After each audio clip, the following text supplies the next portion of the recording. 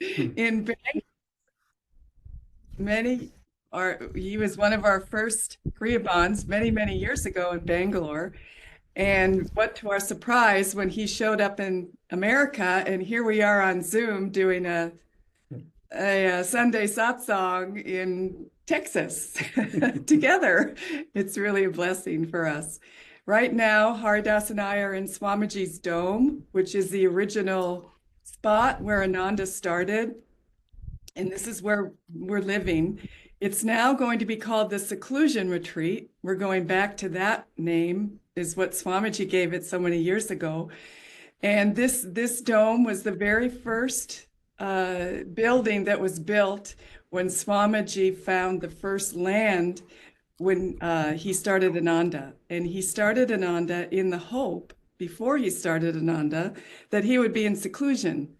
And unfortunately, his magnetism was so strong that very soon people found him and they came to live here at the seclusion retreat. And there's many domes all over now. And there's a beautiful lounge and a beautiful temple of silence, we call it.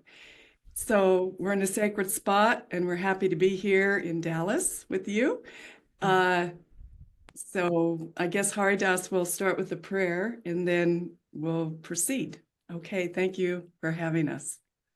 Let's pray. Heavenly Father, Heavenly Father, Heavenly Father, Divine Mother, Divine Mother, friend, beloved God, and beloved God, Jesus Christ, Jesus Christ, Jesus Christ, Babaji Krishna, Babaji Krishna, Babaji Krishna, Hari Mahashaya, Hari Mahashaya, Swami Sri Yukteswarji, Swamiji, beloved Guru, beloved Guru, Beloved Guru, Paramahansa Yogananda Ji, Paramahansa Yogananda, Ansa Yogananda Ji, saints of all religions, saints of all religions, saints of all religions, beloved Swamiji, beloved Swamiji, beloved Swamiji, we humbly bow to you all. we humbly bow to you we all. humbly bow to you all. We deeply thank you. We deeply thank you. We deeply thank you We thank you for the privilege For the privilege for the privilege of serving of serving of serving you in every possible way. serving you you in possible. a possible way. We are your very own. We are your very We own. are your very own. own. Awaken us from this dream. Awaken us from this Awaken dream. us from this dream. Om. Oh, Peace. peace. Amen. Amen. Amen.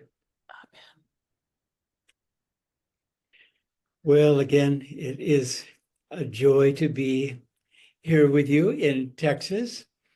And again, especially during this very auspicious time of Swamiji's discipleship with the Master so many, many years ago, 1948, as a matter of fact, when he first met Master and had that extraordinary experience of going to this bookstore in New York, seeing the autobiography of a yogi. It changed his life. And then he said he spent, 3 days, 3 nights where he barely slept, he barely ate, reading that book, and then took the next bus, 4 nights, 4 days, 4 nights to California to meet Master. And the rest, of course, is history. Swami Kriyananda, as a Renaissance man, could have easily, as Roma was talking about, he formed the meditation retreat in 1968 for his own private seclusion. That was his thought at the time. And as she said, word got out that there was this heavenly Swami in the Northern California foothills, and we all came, and we came in such numbers that the following year, 1969, he had to get another piece of property, now the Ananda Village, where over 300 people live. And again, this was the fulfillment of Yogananda's dream, world brotherhood colonies.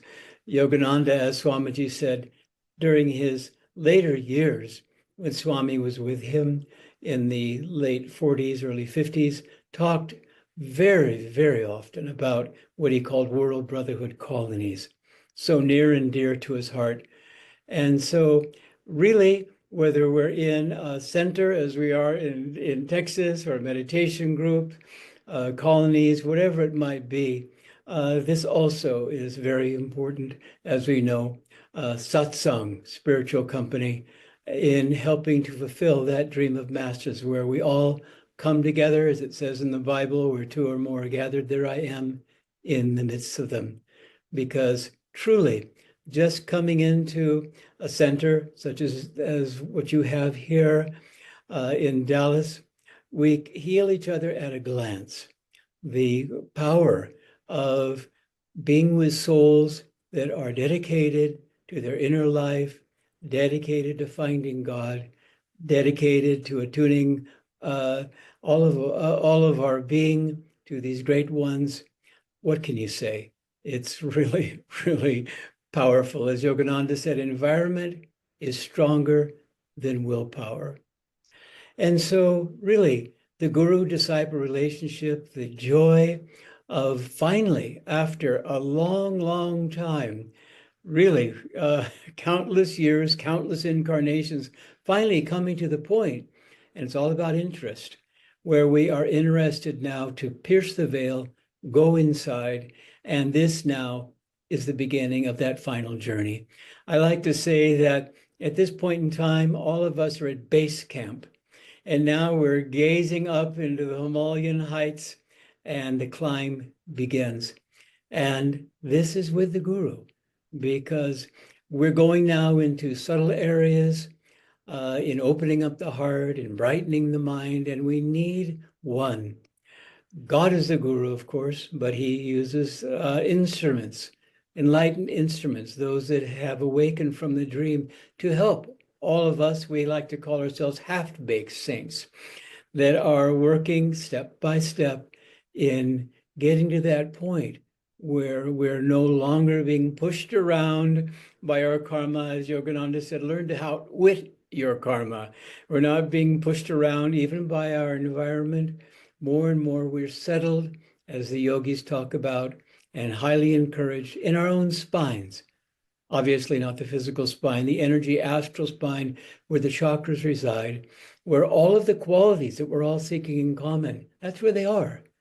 Love in the heart, joy of the soul, peace, tranquility, compassion, all the qualities that we require to lead a successful life are to be found inside. That's why they talk of the portable paradise within. And so when we get to the point in our spiritual evolution where we finally are really and truly meaning business with God, that's when God sends a guru, a soul that has been through everything that we are going through now. They too have experienced that. It's not that they come full blown out of the light, not having that experience. Certainly they have, and that's why Yogananda, because of this experience that he's had, and the great gurus all share in common, he said he'd come back 1 trillion times just for one person that was in need of help spiritually. A commitment of the ages. Hardly can we imagine such a commitment, but they are drawn to help us because they remember when they also were struggling like we are, bit by bit, to awaken to our divinity. And we have to remember, in India, they have the word smriti, which Sriyam would certainly know, memory. That's what it's all about. It's not that we need to attain anything. We are already full-blown souls, children of God, but we have a lot that needs to be given away. And that, of course, is our karma. And as we, bit by bit, through meditation, through service, through the balanced path, through being integrated, we find that this freedom that we've heard about and that we've affirmed and visualized is beginning to become our reality. And we, in many ways, I think, are stunned that, my goodness, actually, this is happening. We are being transformed. As Yogananda said, there'll be a point in time where we won't even be able to recognize ourselves. So vast will be the change as we melt back into our own soul. And the joy of seeing Swami in the many stages of his life, but especially toward the end, where it was extremely difficult, and I'm not exaggerating, for him to talk of God, for him to chant even, all of these things, because his heart was so full that it was really a struggle for him. He was a very private man. To be there publicly, and then God would catch him by surprise, perhaps, and his heart and soul would be overflowing so that he could hardly speak. Well, the bliss was taking over. And as Yogananda said, he would be free in this lifetime. And so, what is life about? What is the Guru trying to help us with? Joy. Joy is number one. Bliss is number one. And then from that state that grows within our hearts and souls, then love and all of the qualities also come, so much needed.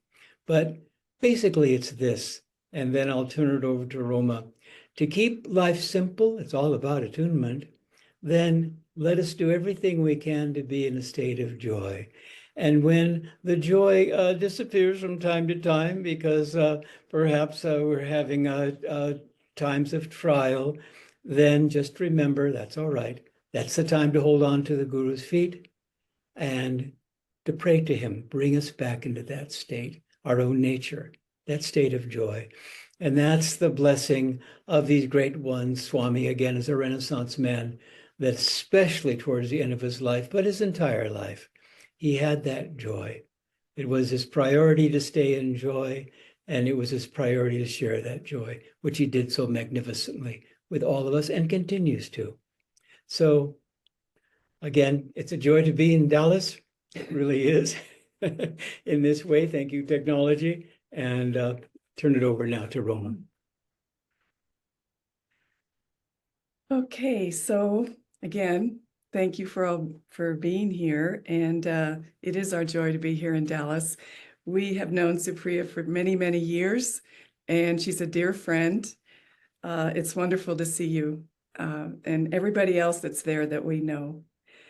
I want to begin by reading a poem, and it's been attributed to many saints, but I believe it's Ramakrishna that one of his disciples wrote this poem. And this has to do with the guru-disciple relationship. It's a beautiful poem, and I often turn to it when I feel discouraged, or I get down, or I'm tired, or when life becomes too much.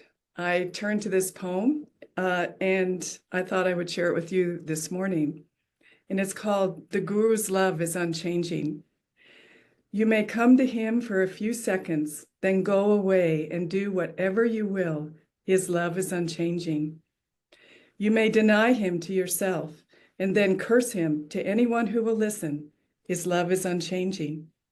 You may become the most despised creature and then return to him. His love is unchanging.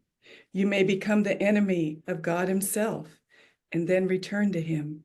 His love is unchanging. Go where you will and do what you will. Stay however long you will and come back to him. His love is unchanging. Abuse others, abuse yourself, abuse him, and then come back to him. His love is unchanging. He will never criticize you. He will never minimize you. He will never desert you, because to him you are everything, and he himself is nothing. He will never deceive you. He will never ridicule you. He will never fail you, because to him you are God nature to be served, and he is your servant. No matter what befalls you, no matter what you become, he awaits you always. He knows you, he serves you, he loves you. His love for you in this changing world is unchanging. His love, my beloved, is unchanging. And this is the blessing of the Guru. The blessing of the Guru is that no matter who we think we are, how we minimize our goals, or how we minimize ourselves, or where we're going, all of it, his love is unchanging. And all we need to do as disciples and spiritual aspirants is to turn to the light within, and he will be right there. He said, when I am gone, read my whispers from eternity, and I will eternally whisper to you, my love. It's a promise from the Guru that cannot be ignored. It's right there. The help we need, the energy, the support, the guidance, the love, it's right there, and it's right inside of us, in our hearts. So, you know, we all have our personal relationship with the Guru. We all have that special moment in time when we realized in this lifetime that we were needing a guru, and then all of a sudden the guru appeared. Because when the disciple is ready, the guru appears. The guru has always been there. When Lahiri Mahashaya met Babaji in the Himalayas in the autobiography of a yogi, Babaji told him, he said, I've been following you over all the incarnations. When you drifted away, he said, I've been following you like a mother follows her young, and I have never lost sight of you. And then he tapped him on the spiritual eye and the heart, and he said, do you remember? And yes, then Lahiri Mahashaya remembered, my guru, how I have longed for you. But then, because Lahiri Mahashaya was a householder and had to be settled in that role in this lifetime, Babaji was waiting and waiting until Lahiri Mahashaya was ready, and then they met each other. It was quite beautiful. And when Master met Sri Yukteswar, you know, he longed for him and prayed for him. He wanted so badly to meet his guru in this life. He was a young man. And when it became too much for him, and he was in that ashram in Benares, and they just he wasn't in tune with that environment. The people wouldn't let him meditate enough, and he was ready to leave the environment. And he was getting very frustrated, but he prayed and prayed and prayed. He said until his head would explode. And that day, a womanly voice came to him in meditation and said, your guru will come today. I will come to you today. The guru was always there. And then when he met him in Benares, the guru said to him, Master fell at his feet at that little road in front of Ragat Lane, or I forget what the name of the street was, but there's just little alleyway. And there was his guru standing at the end of the street in his orange robes and his beard, and he was just standing there waiting for Yogananda to come. And then when Yogananda came, he fell at his feet and he said, my own, you have come to me. This is the power that we have within us to attract the guru. And that power is love. And it's the yearning for God that will attract the guru. The blessing of the guru cannot be measured in outward circumstances. It's measured by the bliss of your soul. The love of the guru grows and grows and grows.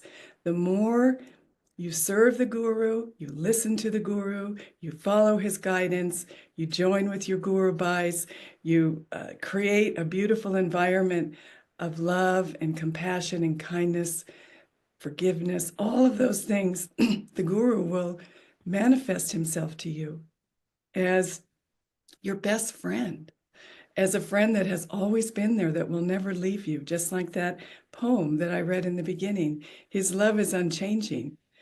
And it's very good to remember for the disciples to go back to that moment when you first realized and you first experienced that touch of the guru in your heart, when you became a disciple and you said the vow and you knelt at his feet.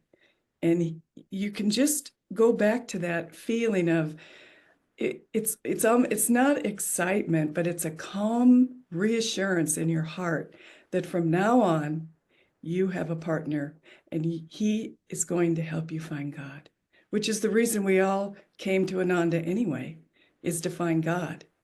And the centers are beautiful hives of devotion, but they're nothing without the guru and each individual's devotion and commitment to the guru. we have to take it upon ourselves to personally be in tune with the Guru. Be in tune. Swami would tell us that all the time. Look at Swami when he was in New York, clutching the AY. I know you've all read this story. To him as this man was telling him about all the wonderful things that are going to happen in California. He's going to be rich and sell advertising. And the more he spoke, the more Swami clung to that book, to his heart. And then he spent a few days reading that book. It completely changed his life. And he went immediately to California and he knelt at Master's feet and he said, I want to be your disciple. And that really was the beginning of Ananda. And Swamiji's discipleship is a wonderful example for us. He lived his life, his nature was to be a monk. His nature was to be in seclusion, but he lived his life according to his guru's wishes. And he did what actually was not easy for him, but he started bringing these teachings out. He started gathering people. He started communities. He started writing. He started speaking. He started reaching out with Master's vibration. And Swamiji, he said that towards the end of his life, he didn't know if his thoughts were his or if they were Master's. That's how in tune he was. That's how much he valued and he had become his guru. He melted into his guru, and the guru never left him for 1 minute during this life. And so for all of us, we need to really value and really meditate on what we have, the gift of the guru, the gift of the true guru, a God-realized master to guide us back to God. We can't really do it ourselves. We're too habit-bound. We're too attached to what we think we need. Society tells us we need. We think we have to go through all of that. But if we would just put the guru first, if we would just put God first, you will see how your whole world opens up into a beautiful journey of spirituality. And you will attract things into your life that are positive, that are good for you spiritually. You will attract people into your life that will help you to grow in God. And it's so important that you just give your whole life at the Guru's feet. I want to close with this poem from Master. This is Master from Songs of the Soul. It's a wonderful poem, and it's Master talking about Divine Mother. And when I am only a dream, I come to tell you all of him and the way to encase him in your bosom, and of the discipline that brings his grace. Those of you who have asked me to guide you to my beloved's presence, I warn you through my silently talking mind, or speak to you through a gentle, significant glance, or whisper to you through my love, or loudly dissuade you when you stray away from him.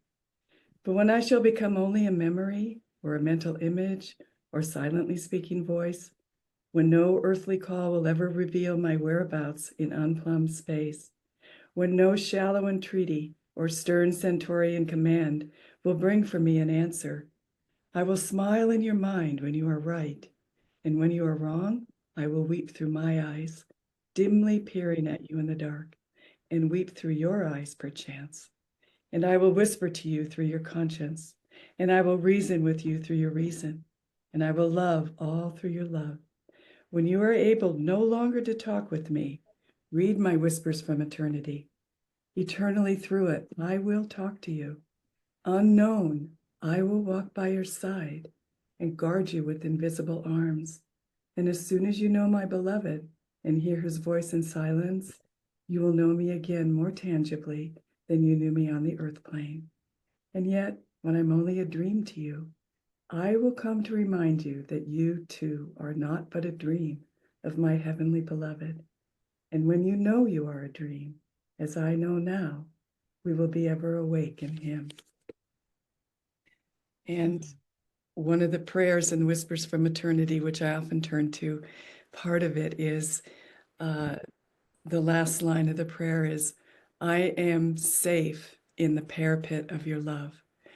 And somebody once asked me, what is a parapet? Well, it's a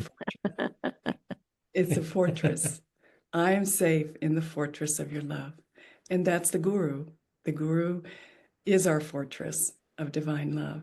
And all we have to do is turn to him, hold on to his feet, and have him guide us home to Divine Mother's arms. So God bless you all. And thank you for listening. Okay. Namaste. Yeah. Thank you so much. Thank you both for being, where are you? What dome are you in? We're in Swamiji's dome that he created, the very first dome that he built, and he lived here for several years. So it's a shrine. We're in the shrine. Oh, how wonderful. Okay. Well, we want to invite now, first of all, for those who are online, we would love if you can open your camera. It's always nicer for our guests to see, rather than the black box, to see a face. So online people, feel free to open. I wonder if Francisco can move the camera here, because we have a dozen people in here. Oh, he's in process of doing that. Okay. So, and we have a microphone right here for anyone who would like to ask questions or make comments for Haridas and Roma. They are very wise. I'm just going to say these folks have been on this path, as they said, forever. So have all of us. All of us have been on the path for. That's right. Well, I have to say, I barely remember my time before. And it's not that I've been on as long as you or anything, but it's like, who knows what went on there? Those were some stepping stones and things, but now now we know in our hearts, and we walk hand in hand with Guruji, and it's just it's a different world than the beginning of our life before we had this, and so much gratitude for that. But so we have a microphone here. Mayatri is at the microphone, so Hi there. I don't know if the camera is the camera on Mayatri now? Yeah, it is. Okay. I just want to say hi and so grateful that you're here today. I know you did the discipleship celebration on Friday, and I had tuned in after we had ours here, but our son Galen had come home for just the weekend. He just happened to come out of his room when you started talking, so I couldn't hear what you said, so I feel like I got it today, and I was just so grateful that I had that second chance. And I loved Roma, the poems you read just really touched me and brought back, feeling Master's presence in that moment. That first poem, every so often, I feel like I get these little snippets, urgings, this little phrase, this is what you need to pay attention to. And that first poem reminded me of the most recent one that has been coming to me. And you were saying in the poem, it was saying, I'm here, you just have to come back, right? And the little phrase is, you just have to show up, show up for your meditations, show up with the Sangha, just turn a little bit back to that light, show up. And I just loved, I could feel that little, resonance there when you read that poem. So I just wanted to share that and just to greet you and say hi. And I look forward to when I can be out there, hopefully soon, to see you in person. So. Well, it's wonderful to see you. We'll see you soon. Yes. Yeah. Okay. Anyone else have comment, question? Because I'm going to ask something if not, but would much rather have you interact. Everyone's being so shy. I don't know why. Very unusual. So I don't know if you know that this is like a Sangha house. It is literally a large half of a duplex here.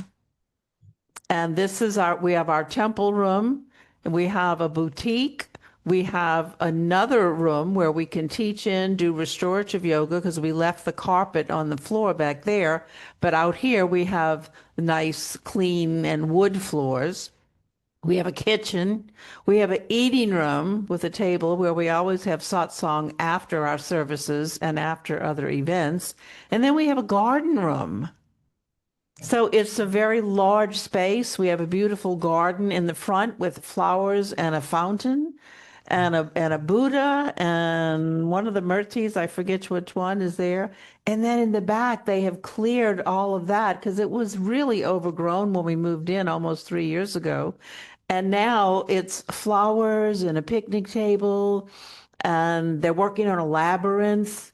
So the amazing creations that happen when devotees come together and when Guru wants us here. We've been in Dallas 32 years, Wow. I think which, we were there in the beginning. We were in Austin and then Dallas. You were in Dallas, yeah, I Austin. was in Yeah, Dallas, it yeah. was Sure. long, long before the Sure. center.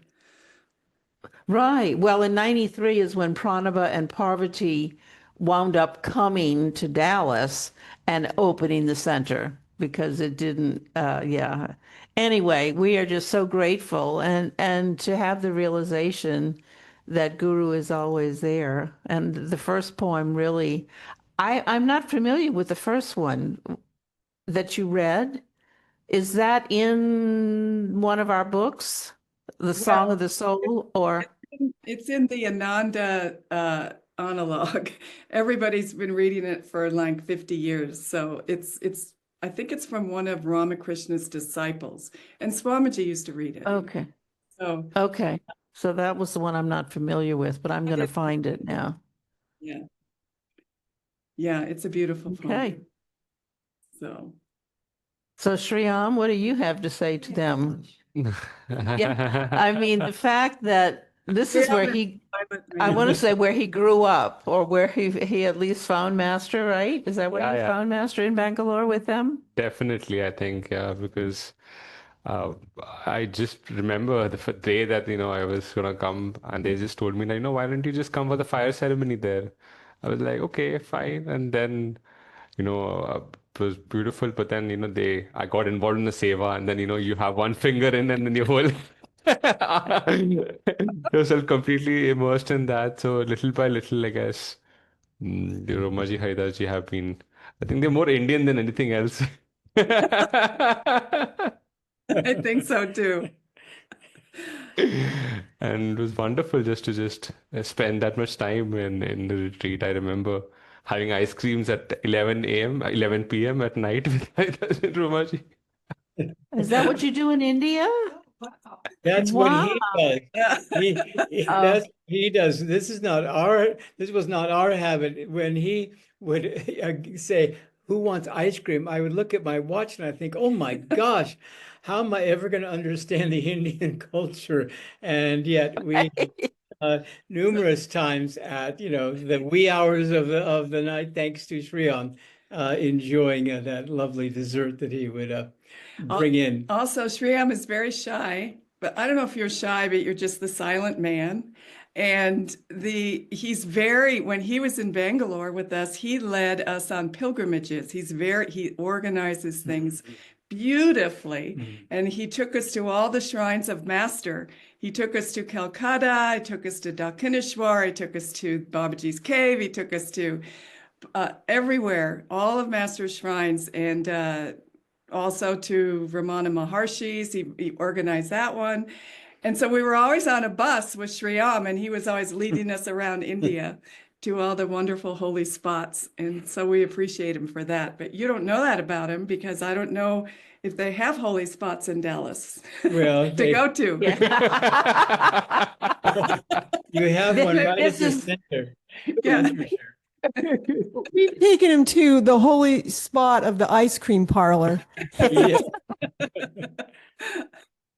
But, you know, I have to just share with people too that, you know, Haridas and Roma were the ones that told us the secret of Shreyam. When he came, he did not share anything. And it was when I was up at the village that they told me, and it was like, oh. And now you've told us another secret, which is that he leads pilgrimages. And we've talked about he could take us to India, and now we've got you know what you've just told us. So now it's an inescapable, it's going to be happening. I can feel Master's eyes on me right now and saying this is happening. So thank you again for that. Sriram's never going to forgive me for Yeah. I hope That's I'm okay. in trouble now. we're going to be in trouble. Yeah. And his mother is also an angel, just of course she would be. She's an angel. And she would be with you on the pilgrimage, I'm sure. So are you all coming to the 2026 event? The 100th year event? We are planning to, yeah. Well, that's a pilgrimage. You can bring them all there. You can all come together. We're going to make sure Shreyam comes because he hasn't been to the village yet. So we got. Oh, he's going to come in December. We're going to show him Oh, around. good. That's the Oh, plan, was yeah. Oh. Am I supposed to say that? He has not told us that yet, that he's coming in December. We are in so much trouble now. You are, because we make out our schedule for the ministers, you know, like maybe almost to the end of the year now, and he hasn't told us he'll be traveling. Mhm. He was just saying, maybe I will. He wasn't. Oh, Yeah. don't think you're moving now. Well, if you do Wow. come, we'll give you a nice tent. Sure. A nice tent. We're going to do better than that. It's In going the snow. to be winter time. Yeah, definitely. get more than With the a tent. snowshoes. Yeah, snowshoes. That's- Snowshoes. Yeah. Wow. Okay. Well, I don't know if people know that now, we know that right now you are the directors of the Ananda, the seclusion retreat now. But before that, of course, they were in Bangalore. For how many years were you in India? Almost 20 years in India. Almost 20 years, right? And that's where Shreyam met them. And then before that, they were the directors of the seclusion retreat once again, because that's when I first met them. That's And right. I don't remember the year, 95, 96. 95 to 201. That was a 6-year period. Our first tour of duty at the meditation retreat, the seclusion retreat. So We were a anyway, lot younger then. Haridas just had his 75th birthday 2 days ago. 75. We wake up in the morning and think, oh my God, it goes by so fast. Here we are. yeah, Here we are, 75 years old. that's right. So Well, I beat you, Haridas, so I can't say, but I haven't been on the path No. that long, only 32 years. So I mean, he was born on a very holy day on the 9/11 of, yeah. Yeah, 9/11, he was born on 9/11. yeah. Oh, an auspicious day. Wow. Wow. Okay. Well, I don't know if it's Well, us. here's well, wrong word. Yeah, you're right. Memorable Here's day. Mike Wolverton at the microphone. So nice okay. to see you, Roman Haridas. It's Mike Wolverton. And I remember being at what was a guided seclusion retreat is what we called it. And I went up there and I got the higher Kriyas like in 97 or something. And so then I was going to stay extra in seclusion.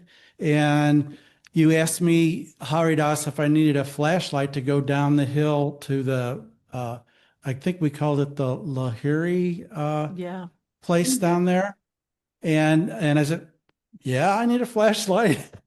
So I took a flashlight and I was going down the hill and I looked and I thought, oh my gosh, a mountain lion. And all this fear. And so then I got into my room and I lit the things for, you have to have your kerosene lights or whatever it was. I lit all that. Okay, had a nice, beautiful night. And then in the morning, it was like, what's that? What's that? I hear all this stuff going on. And it was these turkeys, a mama turkey and all the other turkeys following. And then when I walked up the hill to begin my day, I looked around where that mountain lion was. I thought, and then it was like this broken down. It was the like a tree had fallen, and that end I had imagined was a mountain lion. So that's when I began my journey of releasing fear. So Well, now the there's seclusion, something going on here I need to pay attention to. Yes. the seclusion retreat is much more modern now. We have a whole new dining room, a beautiful temple of silence. All the cabins are upgraded, nice furniture, locks on the doors. You'll be very safe here when you come back. Toilets and indoor toilets. And indoor toilets, if you can I believe it. know. But Lahiri Cabin still does not have one because people want to keep it as a relic. So you are part Yes. of the group that has graced that place to make everybody want to meditate there. And Wow. one more little funny story is that I tried this silence, and so I was doing this silence day after day, and then I went to you, Haridas, to check my kriyas, and I'm trying to use sign language, and you advised me that, well, if you're in silence and you're having your kriyas checked, you can say a couple of words so that we can communicate. And then the beautiful thing I just remembered is that I broke my silence by calling my wife after all those days. And tears came to my eyes because it was like Divine Mother was like, it's really, so that was my first experience of seclusion. Thank you. That's beautiful.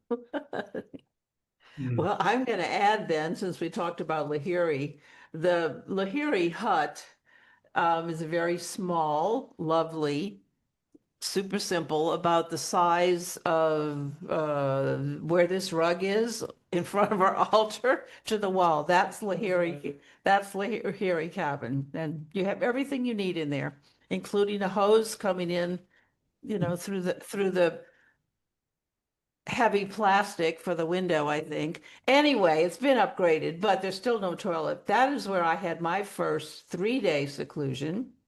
Okay. And I'll never forget it because it's your first seclusion. And then a few years later, I wound up spending 2 months at the seclusion retreat while Haridas and Roma happened to be the managers there. And it was so perfect because what some of my good memories was everywhere I would walk, if I was anywhere within 100 yards of Haridas, and I didn't know I was, but I would hear him chanting. He was putting garbage in the back of the pickup truck and singing, and I remember to this day, it was the Divine Mother, engrossed as the bee of my mind. You were half singing it, half humming it. And I learned that wherever he went, it was probably an inward chant, but he didn't know it was coming out. We could hear it. And it was such a beautiful example. And during that 2 months, Roma G suggested that I take a week seclusion. And I went, oh, I've never done a week. I've only done 3 days a few times. Oh, well, that's okay. We're going to put you in Swamiji's dome, I remember, and you're going to have a week's seclusion. So I agreed to it. However, on day 5, I left Roma a note in her mailbox, please come see me, because I was like, okay, day 5, silence. I've never done it. It was a beautiful experience. But Mike, here's my fear story. Also, during that week seclusion, I took a walk out to Ball Mountain. Is that the name? Eagle or Ball Mountain? And I decided, I've been out there with someone before, and I decided to go by myself. And so I was in silence, of course, and I'm walking out there, and I saw a bear. And it was not a tree, it was a bear. And I was no, not a grizzly, I don't think. brown bear, black bear, I don't know what. She was just eating. She had her head down. And I saw it, and of course I got a little nervous because I was pretty close to it. So I just started backing out through the manzanita trees, and that was before they had been cleared. So it was very thick with manzanita trees. So I started backing my way out. And okay, so I got home safe. But after seclusion, I said to Haridas, oh, I saw, I'm a city girl. Oh, I saw this bear, but she didn't know I was there. And Haridas said, she knew you were there. No, no, she was eating the whole time. Never raised her head. I just was so quiet. I just backed out. She knew you were there. She wasn't just interested, in you. You weren't a threat to her, but they have such a keen sense of smell. So I remember you telling me that, and that made me even more scared. She really did know I was there, but now I was safe. I was safe at that time. So anyway, we have so many wonderful memories with these two great souls, and at the seclusion retreat, cannot express. Everyone should experience the seclusion retreat, whether for a few nights at least. We should interject right here that if you're a Korean or very involved in the center, that we will work with you on the finances. If that's an issue for you, you can have a discount. And you can also, we'll do payment plans. We'll make it work for you financially, because our mission, I guess you could call it a mission, is to get as many people as can to be here at the seclusion retreat, taking seclusion and meditating for long hours. And we want people to be here sharing their vibration and feeling the vibrations of the masters. It's a very holy place. So don't let the finances be a barrier to you. We'll work individually with everyone. So that is wonderful to hear. Thank you for sharing that. And when we do go away for seclusion and come back, it helps our Sangha house as well, of course, because we experience that all the time. We have many people here who go to the village, to the expanding light, and often to the seclusion retreat, and then come back. And it's not only are we changed, but the whole Sangha really gets uplifted. So thank you.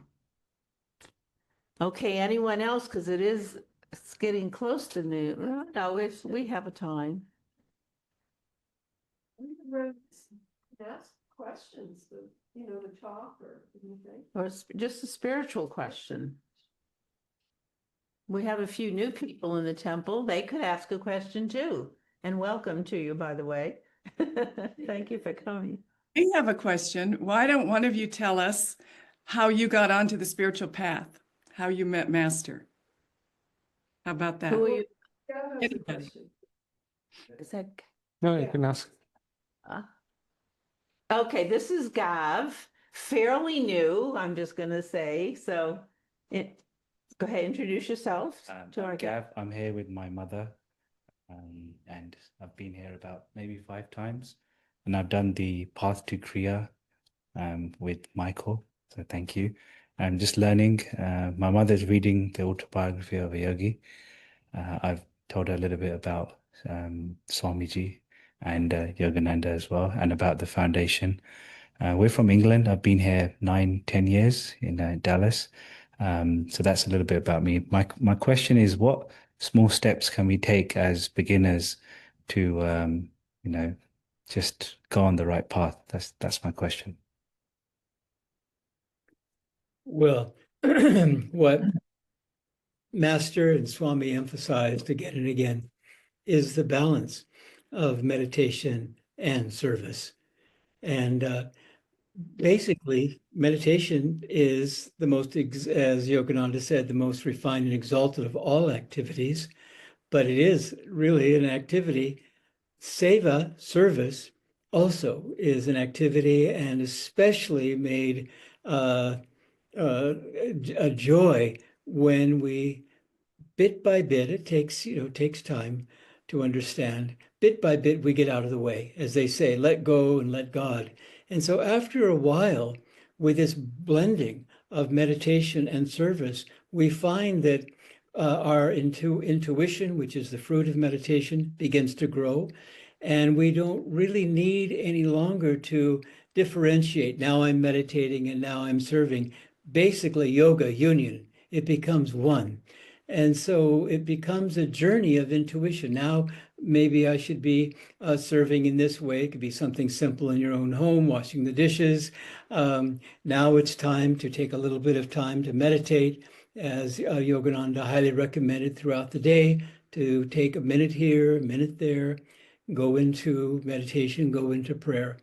And so basically, life is made much easier as we do, as we like to say to Ananda, what is trying to happen here, so that we can stay in tune with that voice of intuition, welling up from the heart, that basically is guiding us daily on our journey. And we begin to deeply appreciate what comes when we can just step aside and be the true karma yogi and allow that flow of spirit to, again, animate our being. And more we find that it becomes, for us, a joy as we spontaneously are praying for people, even as we're talking with them. We begin to, again, feel more and more the needs, the great needs of this world. We send out light in that way. And so meditation, prayer, service, they begin bit by bit to join together as a dynamic force to propel us on our way spiritually. I'll just add one thing. In order to develop a strong sadhana and to have longer and deeper meditations, it's very important in the beginning to be consistent at a certain time during the day when you get up. Just start your day with a meditation, 5 minutes, 10 minutes.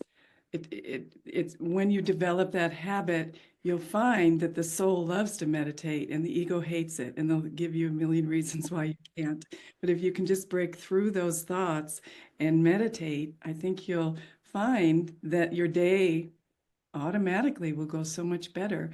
And in the evening, 10, 15 minutes before you go to sleep, so that when you go into the subconscious, you're taking the light with you, and that you sleep better, but also it has a very cleansing, purifying effect on the brain if you can meditate before you go to sleep, and then you wake up and you've been in that state, and then you meditate again. So it's a circle.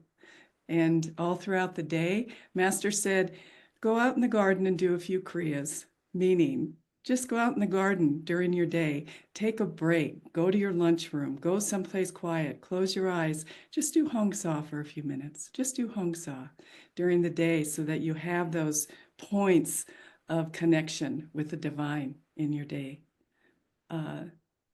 Read spiritual books. You've read the AY. Keep it by your side. I'll tell you a little story of Swami. Swami always took the AY with him wherever he went. And one time we were standing outside, he was getting in his car, and several of us were around his car. And he was going to the airport to go give some lectures. I forget where.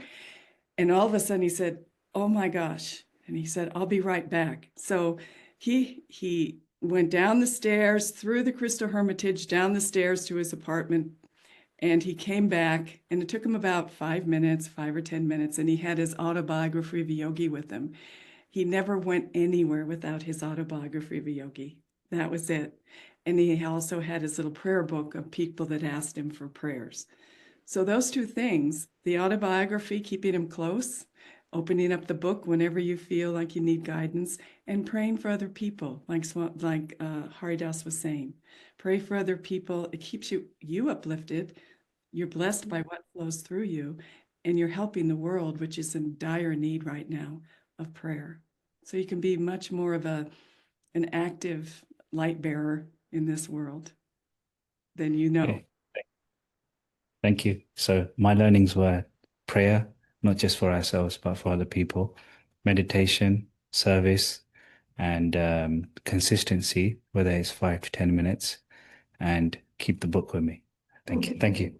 Well, beautiful summary, Gav. Thank you.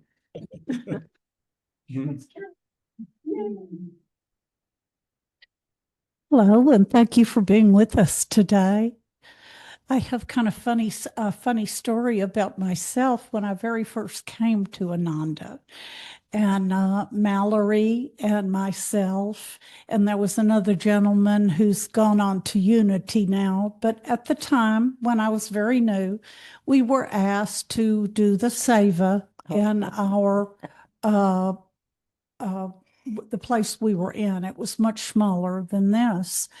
And I thought, well, okay, I do that, but I kind of didn't understand why they wouldn't just get a maid. And of course, now a long time has passed, 10 years or so. I can't quite remember when I first came, but I do feel such a part. I don't think about it as work. I don't think of it as work. I think of it as joy that I found this, and I'm always learning, and it just chokes me up. It's just wonderful.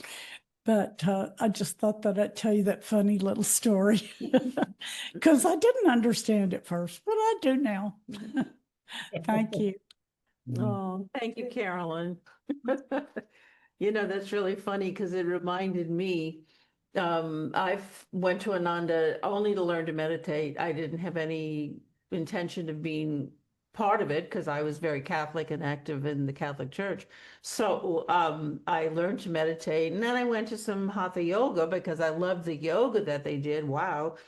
But I'm still going to the Catholic Church. And one day somebody told me they had Sunday services. So I thought, oh, well, I'll go to Mass on Saturday and then I'll try one of these Sunday services. And after the service, the first thing Parvati and Pranava said, if anyone, my first time in a service, if anyone could stay after, we have a mailing of about 300 brochures here to stuff into envelopes and put stamps on. Can anybody stay? And it was like, I didn't volunteer, but the next thing I know, I'm with on the tables. I'm in the assembly line, and it took 10 minutes because you suddenly have 10 people and they're just, going down the line. And I went, boy, this group knows what they're doing. But I still didn't join then, but Seva. And I didn't know what Seva. I wasn't thinking of God every time I did the stamp. I was on the stamp duty, and you still had to lick them back then. So it was Seva. Whenever you show up, there's something to do for God, and with your Guru Bhais. More it grows in you. Carolyn's just said, the more they can't hear you, the more you do it, the more it grows within you. And isn't that the truth, Carolyn? Yep. I think we are past time. It's 12. Is it 12? Okay. Well, okay, Yeah. so it is 12 o'clock. So we don't want to overdo you, so that maybe you'll come back another time next year. Does anybody else have one last question or comment? If you'd like, online, anything online, Francisco, in the chat? Dad was poking his mother. Mother?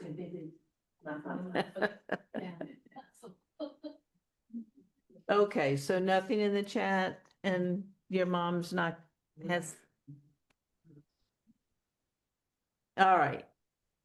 We're gonna say goodbye to you with so much gratitude in our hearts for the time, this hour that you gave to us. May you be blessed, continued to be blessed, and we'll see you, those of us who can come. Just know, always go to the seclusion retreat, make a little trip. It's worth the drive down the bumpy road. It's really worth it, I can say that. And it's a place of light, and these two great souls just are so welcoming and filled with light. So thank you for sharing with us today. Thank you, We're gonna- everybody. God bless you. Shall we, let's bless them. Let's bless them. Oh. Oh. Oh.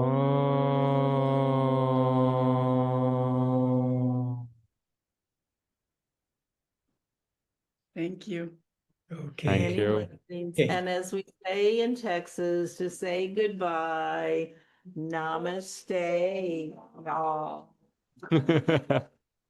Namaste. Y'all. Yeah, namaste, you all. Okay, Y'all. Sharon, we'll be seeing you soon, I'm sure. But we Sure, won't. sure. I'll call you. Okay, Good, good. Okay, bye, everybody. Okay. Bye-bye. God bless. okay. Bye-bye. So coming back at 11 p.m. for ice cream. Wow, 11 p.m.